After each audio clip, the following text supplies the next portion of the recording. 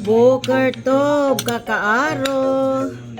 Ito, ulamin ni Tuntun ngayon is hotdog. Ayan, di ba? Yan ang ulam ni Tuntun ngayon. Hati kami. Pero mas marami yung sa kanya. Hindi pwedeng isama yung sibuyas.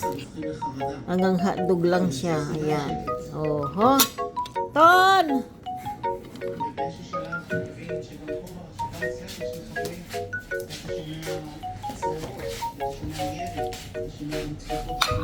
Ilipat natin sa kanyang plate.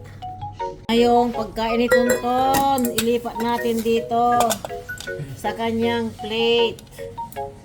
Tob. Ayan po. Yummy yummy. Ang tontole-kule. Salamat po mga kakaano sa inyong mga suporta.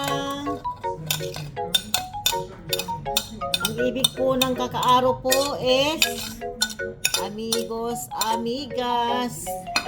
Kakaaro marami, pero pag kaaro, that is only one person. If you see kaaro, kakaaro is arbe, siya, maraming tao yun.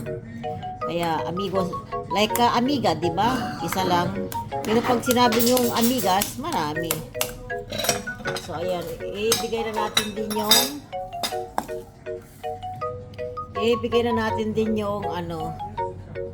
yung alamang. Oh. Diba?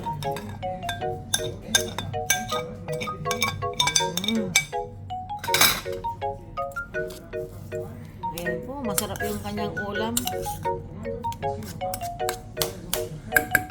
Mas marami pa yung ulam kaysa kanin ni Tonton. Diba mga amigos, amigas? Diba?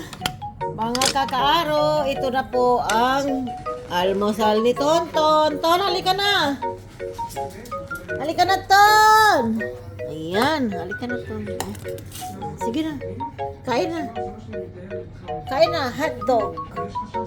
Bye-bye. Mahihain talaga kapag sa camera. Ayan, sarap. Yummy, yummy. Sige na, kain na. Bye-bye. Bye-bye, Ton. Sige, sige. Kain na, kain na. O, diba? Salamat po sa inyong mga suporta, kakaaro. Bye-bye. Good morning and good evening sa inyong lahat.